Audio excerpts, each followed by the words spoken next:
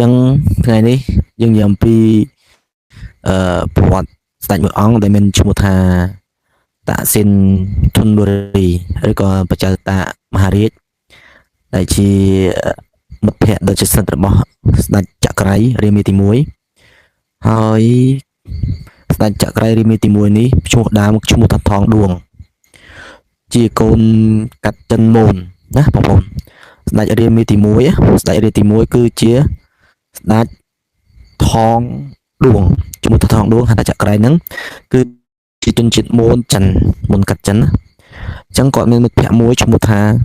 បចៅតាឬក៏ឈ្មោះស៊ីនបាទឈ្មោះស៊ីននេះគឺជាមិត្តភក្តិរបស់ថងឌួងណាជាថងឌួងអញ្ចឹងណាជាថងឌួងអញ្ចឹងពីរអ្នកនេះគឺរស់នៅក្នុងវត្តមួយខ្ញុំនឹងធ្វើប្រាប់អ្នកនរគ្នាអញ្ចឹងជាដំបូងខ្ញុំចង់និយាយអំពីប្រវត្តិនៃតាស៊ីនមួយដែលជាស្ដេចរំដោះប្រទេសសៀមនឹងចេញពីភូមាអញ្ចឹងយើងមកដឹងពីជីវិតរបស់ចៅតាហើយខ្ញុំនិយាយថាតើពីអ្នកនឹងទំនាក់ទំនងយ៉ាងដូចម្ដេចហើយទំនាក់ទំនងជាមួយហេតុអ្វីតាស៊ីននឹងវាឈ្មោះដូចជាមួយតាស៊ីននវត្រារាល់ថ្ងៃហ្នឹងឯងដែលស្ដេចរាមាទី10បានបណ្ដេញចេញពីប្រទេសតើទំនាក់ទំនងរវាងប្រជាតាស៊ីនប្រជាធនបុរីជាមួយនឹងតាស៊ីន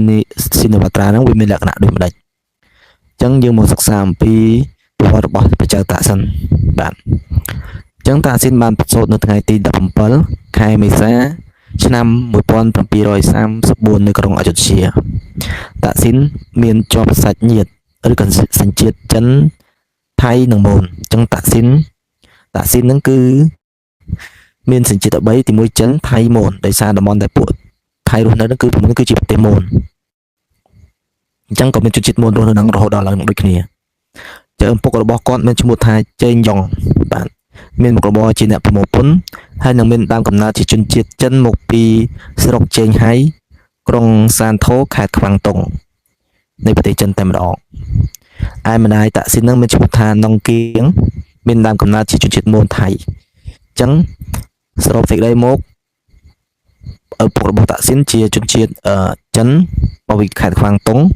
ហើយមករៀបការជាមួយនឹងនាងណុកគៀងដែលមានកំណើតជាជនជាតិមូនថៃអញ្ចឹង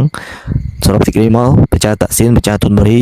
របស់ថៃគឺមានសញ្ជាតិ3គឺចិនថៃនិងមូនហើយម្ដាយរបស់ណុកនឹងគឺជាដូនរបស់តាក់ស៊ីននឹងជាស្ត្រីអភិជនមូនម្នាក់ដែលជាប្អូនស្រីបង្កើតរបស់ព្រះពិនបុរីឈ្មោះផ្ទាល់គឺនាងរឿននិងជានាមព្រះរាមឆាធុនឈ្មោះផ្ទាល់គឺឈួនមួយទៀតព្រះពិនបុរីគឺជាអភិបាលខេត្តប្រធានព្រះពិនបុរីនឹងគឺជាអភិបាលខេត្តពេជ្របុរីដែលកាលនោះជាមជ្ឈដ្ឋានប្រជាជនមូនមានន័យថាពេជ្របុរីនឹងគឺជាខេត្តរបស់ប្រទេសមូនសម័យកាលហ្នឹងហើយនឹងជាមូលដ្ឋានកងទ័ពជើងទឹកក្នុងរជ្ជកាលរបស់ព្រះបាទបរមកោដ្ឋដែលជាប្រទេសថៃហ្នឹងប្រទេសសៀមហ្នឹងមិនហៅប្រទេសថៃទេប្រទេសសៀមហើយព្រះរាមឆាធុរិនវិញបានបម្រើការជាប្រធានសមាគមមូននៅក្នុងរជ្ជកាលព្រះបាទឯកទោះហ្នឹងគឺជារាជវង្សរបស់អយុធ្យាចុងក្រោយហើយអញ្ចឹងរាជវង្សអយុធ្យាគឺបញ្ចប់នៅក្នុងសម័យព្រះបាទឯកទោះដែលត្រូវបានភូមាវាយកំទេចនិងដុតអយុធ្យាដូចជាផេះផង់តែម្ដងហើយឪពុករបស់ណុកគឺជាប្រជាជនសាមញ្ញធម្មតាទេនិយាយអំពីនៅកុមារភាពតើតាក់ស៊ីននឹងមានប្រវត្តិយ៉ាងដូចម្ដេចអញ្ចឹងខ្ញុំស្លាប់មកវិញតាក់ស៊ីនមានសញ្ជាតិ3គឺសញ្ជាតិចិនមូននិងថៃណានិងថៃហើយឪពុកម្ដាយរបស់គេសុទ្ធតែជាអភិជនហ្នឹងហើយជាអភិជនហើយតាក់ស៊ីនកើតនៅក្នុងសម័យកាលរបស់ព្រះបាទឯកទោះនេះគឺជាតកូលរបស់អយុធ្យាដែលជាស្ដេចចុងក្រោយនៃអយុធ្យានៅពេលដែលភូមិវាយបែកបាក់នៃក្រុងអយុធ្យាតែម្ដងឥឡូវយើងមកសិក្សាអំពីកុមារភាពរបស់តាក់ស៊ីនទៀតអញ្ចឹងចាប់អារម្មណ៍នឹងទេពកោសល្យបាទកុមារភាពដោយចាប់អារម្មណ៍នឹងទេពកោសល្យរបស់ក្មេងប្រុសម្នាក់នេះចៅមហាចក្រ័យមុខដែលជាមហាអធិការបតីនៃកិច្ចការស៊ីវិលនៅក្នុងរជ្ជកាលព្រះបាទបរមកោដ្ឋបានទទួលចិញ្ចឹមតាក់ស៊ីនជាកូនហើយដាក់ឈ្មោះជាភាសាសៀមថាស៊ីន បាទដែលមានន័យថាប្រាក់ឬកំណប់ស៊ីនហ្នឹងគឺមានន័យប្រាក់ឬកំណប់នៅពេលដែលឈានដល់អាយុ7ឆ្នាំស៊ីនត្រូវបានចាត់ឲ្យទៅប្រសិទ្ធជាមួយមានតែរស់នៅជាមួយព្រះសង្ឃមួយអង្គចឹងស៊ីននឹងត្រូវបញ្ជូនទៅរស់នៅមួយសពព្រះសង្ឃព្រះអង្គដែលមានព្រះនាមថាថងឌីដើម្បីរៀនសូត្រនៅឯវត្តអារាមព្រះពុទ្ធសាសនាមួយដែលមានឈ្មោះថាប្រាសាទកូសារ៉ាត់បាទប្រាសាទកូសារ៉ាត់ភាសាចិនកុកងើបភាសាវៀតណាមនិងភាសាឥណ្ឌា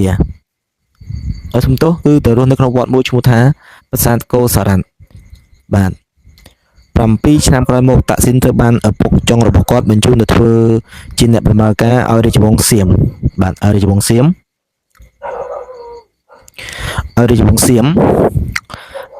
បន្ទាប់មកតាក់ស៊ីនបានរៀនសិក្សាភាសាច្រើនដូចជាភាសាចិនកុកងឺភាសាវៀតណាមនិងប្រភេទភាសាឥណ្ឌាច្រើនទៀតថែមទាំងអាចនិយាយស្ទាត់ជំនាញបានល្អផងអញ្ចឹងណាខណៈពេលដែលកំពុងរៀនភាសាវៀតណាមតាក់ស៊ីនបានដាក់ឈ្មោះខ្លួនឯងថាទ្រីងខ្វាអាញ់នៅពេលដែលស៊ីននិងមិត្តរបស់គាត់ឈ្មោះថាថងដួងនោះណាគាត់ទៅជាស្ដេចរាមាទី1បងប្អូនថងដួងជាមិត្តជិតស្និទ្ធដែលរស់នៅជាមួយព្រះសង្ឃនៅវត្តមួយឈ្មោះថាវត្តកូសារ៉ាត់គឺជាវត្តដែលល្បីជាងគេអញ្ចឹងថងដួងហើយនឹងស៊ីននឹងរៀនមួយគ្នារៀនភាសាមួយគ្នាអញ្ចឹងថងដួងនឹងអនាគតនឹងទៅជាចក្រៃមេតបចក្រៃដែលហើយខ្លាយទៅជារាមាទី1នឹងតែម្ដងពេលដែលតាក់ស៊ីនបានខ្លាយជាស្ដេចបានយកថងដួងនឹងធ្វើជាអ្នកចំណិតជាមេតបហើយឲ្យ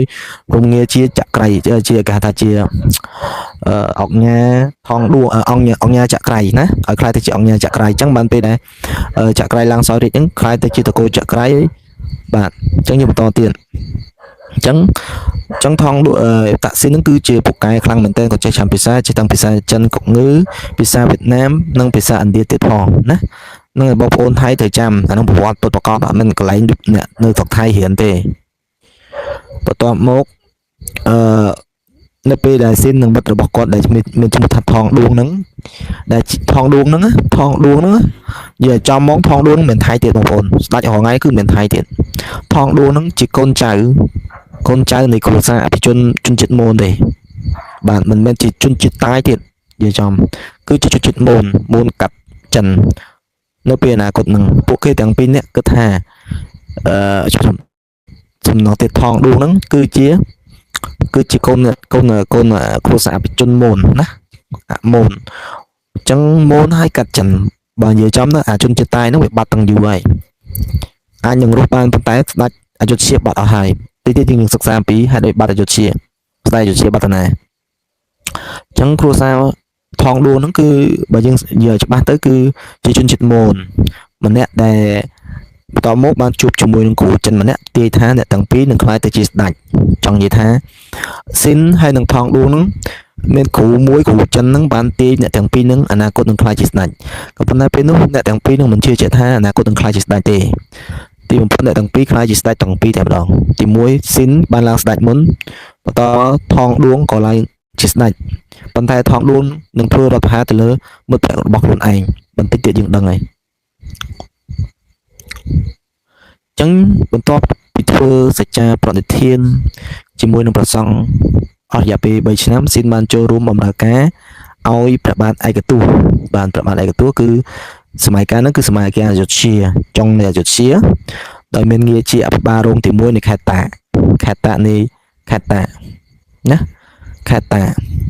និងក្រោយមកជាអភិបាលខេត្តតែម្ដងដោយទទួលបានព្រះនាមថាព្រះតាអញ្ចឹងដំបូងឡើយគ្រាន់តែរងទេ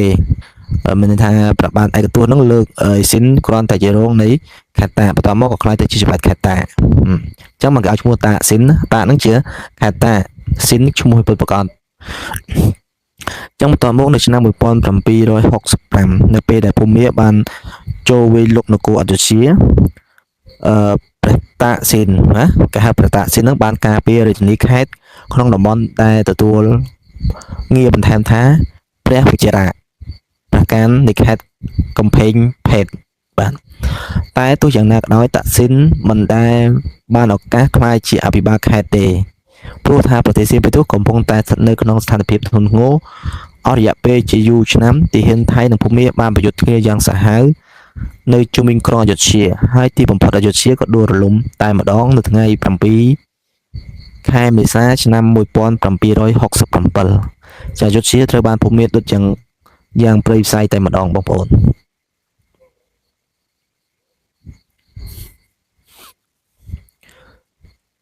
យើងមកនិយាយអំពីការចលនាតស៊ូរបស់តាក់ស៊ីនដែលដើម្បីដេញភូមាចេញពីប្រទេសអញ្ចឹងនិយាយរួមគេហៅសង្គ្រាមភូមានិងសៀម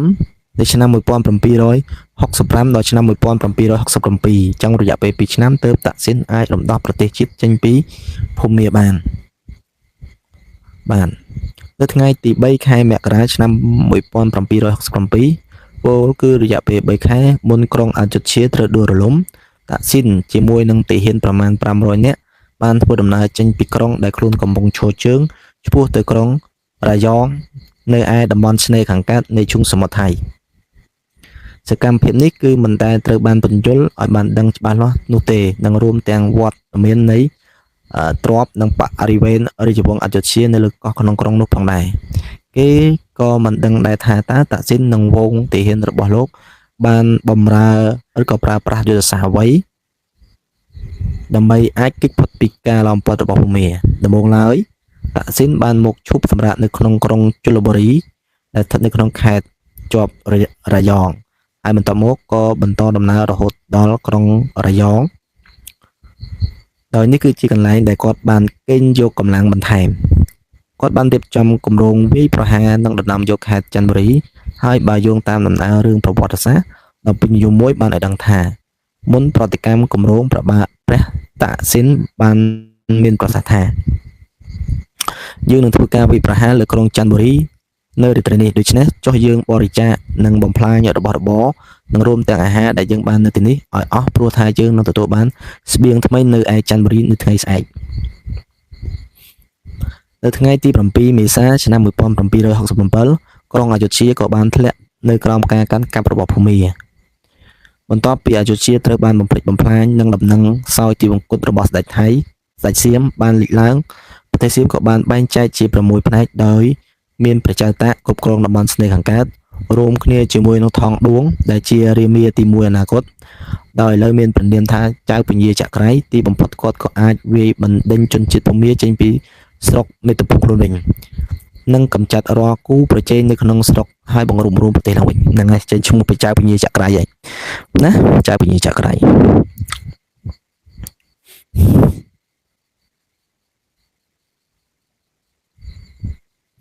ចៅពញាចក្រៃអញ្ចឹងបងប្អូនអញ្ចឹង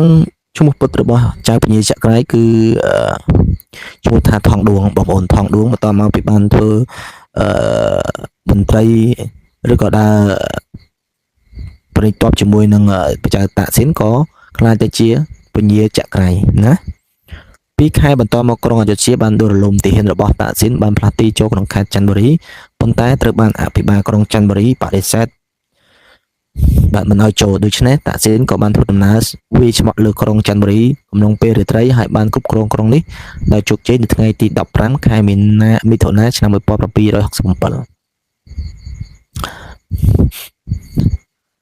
ដោយសារតែអវត្តមានតបភូមានៅតំបន់ស្នេហ៍ខាងកើតព្រះចៅតាក់ស៊ីនបានមនុស្សជាច្រើនមកចូលរួមបម្រើក្នុងជួរទ័ពរបស់ខ្លួនមិនយូរប៉ុន្មានតាក់ស៊ីនក៏បង្កើតមូលដ្ឋានទ័ពនៅក្នុងតំបន់នេះ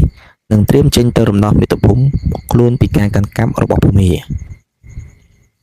បន្ទាប់ពីចូលកាន់កាប់ក្រុងអយុធ្យាបានដោយជោគជ័យកងទ័ពភូមាហាក់ដូចជាមិនបង្ហាញចំណាប់អារម្មណ៍ខ្លាំងក្នុងការបន្តកាន់កាប់រាជធានីសៀមទៀតឡើយក្រោយពីបានដឹងឮថាទឹកដីប្រទេសខ្លួនកំពុងតែឈ្លានពានពីសំណាក់ប្រទេសចិនពួកភូមាបានប្រមូលទ័ពភាគច្រើនឆ្ពោះទៅរកប្រទេសខ្លួនវិញដោយមិនសល់ទុកតែក្រុងទ័ពតូចប៉ុណ្ណោះក្រោមការបញ្ជារបស់ឧត្តមសេនីយ៍ស៊ូគីឲ្យនៅមើលក្រុងអយុធ្យាតែម្ដងនៅថ្ងៃទី6 វិច្ឆិកា 1767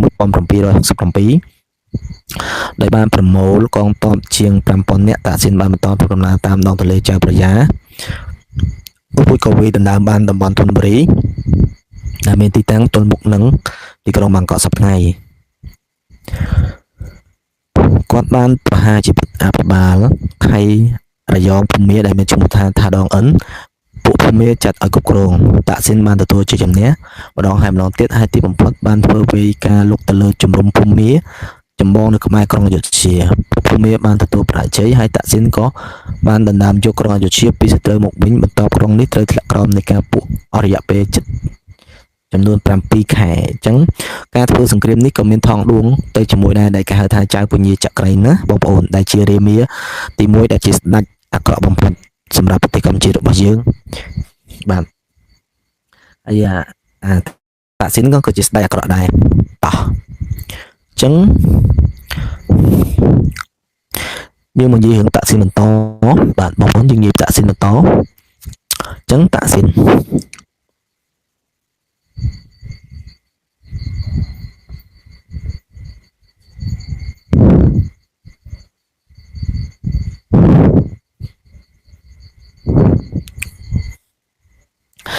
ចឹងបងប្អូនតោះយើងទៅបន្តទៀតនៅថ្ងៃទី28ធ្នូឆ្នាំ1767 8ធ្នូឆ្នាំ1767តាស៊ីនបានឡើងគ្រងរាជ្យជាព្រះមហាក្សត្រ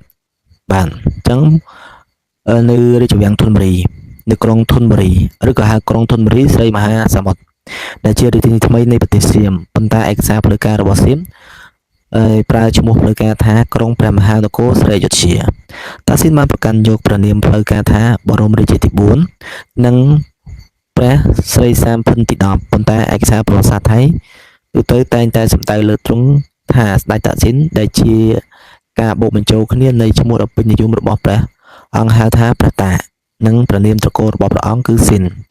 ឬហៅបានដែរថាស្ដេចធនបុរីនៅពេលឡើងគ្រងរាជ្យតាក់ស៊ីនមានបច្ចុប្បន្នអាយុ34វស្សាអ្នកការទូតអង់គ្លេសឈ្មោះថា Wood ឆ្នាំ1924បានសង្កេតឃើញថាឪពុករបស់តាក់ស៊ីនគឺជាជនជាតិចិនកាត់ចិនហើយម្ដាយរបស់តាក់ស៊ីនជាជនជាតិសៀមហើយលោកបានបន្តថាតាក់ស៊ីនជឿថាសូម្បីតែកម្លាំងធម្មជាតិក៏ស្ថិតក្រោមការគ្រប់គ្រងរបស់ទ្រង់ដែលពេលដែលព្រះអង្គមានជោគវាសនាទទួលបានជោគជ័យហើយជំនឿនេះបាននាំឲ្យព្រះអង្គព្យាយាមនឹងសម្រេចកិច្ចការដែលមនុស្សផ្សេងទៀតហាក់ដូចជាមិនបានធ្វើទៅដល់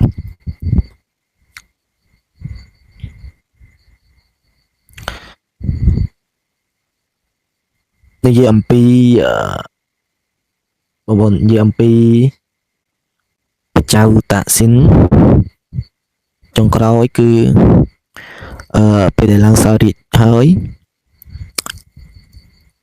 ក៏ចាប់ផ្ដើមធ្វើសង្គ្រាមជាមួយនឹងប្រទេសកម្ពុជាយើង3ដងបាទឡើងចូលរឿងប្រទេស3អញ្ចឹងពេលដែលឡើងសោយរាជបាទពេលដែលឡើងសោយរាជព្រះចៅតាក់ស៊ីនក៏បានផ្ញើសារមកកាន់ព្រះមហាក្សត្រខ្មែរគឺព្រះឧទ័យអង្គតន់ឲ្យចាត់ទុកថាព្រះចៅតាក់ស៊ីននឹងគឺជារបស់ក្សត្រនៃប្រទេសសៀមក៏ប៉ុន្តែព្រះឧទ័យអង្គតន់គាត់មិនយល់ព្រមដូច្នេះធ្វើឲ្យព្រះចៅធនបុរីព្រះចៅតាក់ស៊ីននឹងគឺខឹងសម្បាពេលខឹងសម្បាក៏ចាប់ដើមលើកតបមកវាយប្រទេសកម្ពុជាយើងតែមិនបានសម្រេចនឹងឲ្យលើកទី1គឺមិនបានសម្រេចលើកទី2គឺនៅក្នុងរជ្ជកាលរបស់ព្រះបាទអង្គនុនព្រះបាទអង្គនុនបានចោះចូលជាមួយសៀមបន្តមកបច្ច័យតាក៏ឲ្យព្រះបាទអង្គនុនកេណ្ឌទ័ពប្រទេសកម្ពុជារបស់យើងទៅជួយច្បាំងដើម្បីច្បាំងជាមួយឡាវដើម្បីពង្រីកអំណាចពេលនេះប្រជាជនយើងគឺពិបាកមែនតើចំនួនទី3គឺលើកទី3គឺនៅក្នុងសម័យអង្គឯងប៉ុន្តែជាអកុសលអំពើអាក្រក់វានឹងកើតឡើងវិញព្រះចៅតាក់ស៊ីននេះហាក់បីដូចជាឈួតឡំផ្លែបាទដើរស្រាតពេញវាំងធ្វើឲ្យមន្ត្រីពិបាកដូច្នេះមន្ត្រីក៏ចាប់ដើមផ្ញើសារទៅថងដួងដែលជាពញាចក្រីឬក៏អង្គញាកលាផងដួងដែលតាក់ស៊ីនបានបញ្ជាមកគ្រប់គ្រងនៅខេត្តព្រះដំបងគឺខេត្តបាត់ដំបងពេលនោះអង្គញាកលាផងដួងហ្នឹងឬក៏បច្ចៅពញាចក្រីហ្នឹងដែលជាមិត្តភ័ក្តិរបស់តាក់ស៊ីនហ្នឹងក៏បានត្រឡប់មកប្រទេសសៀមវិញហើយក៏បានឃើញបច្ចៅតាក់ហ្នឹងហាក់បីដូចជាខុសប្រក្រតីពេលនោះបច្ចៅពញាចក្រីដែលហៅថាថងដួងហ្នឹងក៏ចាប់ផ្ដើម ធ្វើរដ្ឋប្រហារទៅលើមិត្តភក្តិរបស់ខ្លួនដែលជាព្រះបច្ចេកតៈនោះពេលនោះក៏ចាប់បច្ចេកតៈសម្រាប់ចោលហើយសម្រាប់ម្យ៉ាងទៀតសម្រាប់ទាំងកូនបច្ចេកតៈទៀតគឺបច្ចេកណយបាទបច្ចេកណយដែលធ្វើសង្គ្រាមជាមួយនឹងផងដួងនៅព្រះដំបងហ្នឹងគឺខេត្តបាត់ដំបងយើងពីមុនកាយព្រះដំបងសម្រាប់ហើយខ្លួនឯងក៏ឡើងសោយរាជទៅនឹងហើយគេហៅក្បត់មិត្តភក្តិអញ្ចឹងកពូចតកោលុតស្ដាច់ទាំង10រៀមមានទាំង10របស់ថៃនេះគឺក្បត់ទាំងមិត្តភក្តិមិនត្រឹមតែអាក្រក់ឯងគឺក្បត់ទាំងមិត្តភក្តិទៀតណាបងប្អូនបន្ទាប់មកស្ដេចចក្រៃនេះមានព្រានាមថាព្រះពុទ្ធយត់ហ្វាជូឡាលោកបាទព្រះពុទ្ធយត់ហ្វាជូឡាលោកបន្ទាប់មកព្រះពុទ្ធលលានុភិលីរហូតដល់រីមីតអបបគឺអដុលភូមិបុលអដុលយដេតនៅក្នុងសម័យភូមិអដុលអដុលយដេតនេះគឺមាននាយករដ្ឋមន្ត្រីមួយឈ្មោះថាតាក់ស៊ីនស៊ីនវត្រាអញ្ចឹងគេឆ្ងល់ថាតើតាក់ស៊ីនស៊ីនវត្រាហើយនិងតាក់ស៊ីនមហារាជធនរីនឹងវាទៅយ៉ាងម៉េចជាមួយនឹងគ្នាពួកអីតាក់ស៊ីនដូចគ្នាហើយអ្វីដែលសំខាន់នោះស្ដេចភូមិបុលអដុលយដេតរីមីទី10ហ្នឹងគឺស្អប់តកោតាក់ស៊ីនណាអញ្ចឹងរឿងរ៉ាវ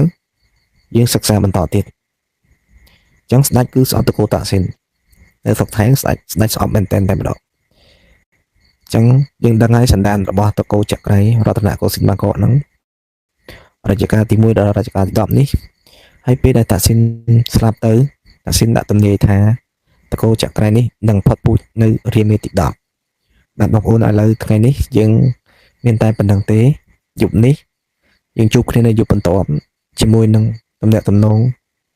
បច្ចេកតាក់ស៊ីនឬក៏បច្ចេកធនរីនិងតាក់ស៊ីនស៊ីតវត្រាបន្តទៀតហើយនិយាយអំពីបណ្ដាសារបស់បច្ចេកតាក់ស៊ីនទៅលើស្ដេចតកោរាមាចក្រៃបាទសរុបសេចក្តីមកស្ដេចតកោរាមាចក្រៃទី1នេះគឺជាស្ដេចក្បត់មិត្តភក្តិខ្លួនឯងសម្រាប់មិត្តភក្តិខ្លួនឯងតែម្ដងបាទជួបគ្នានៅយប់បន្ទាប់បាយបាយ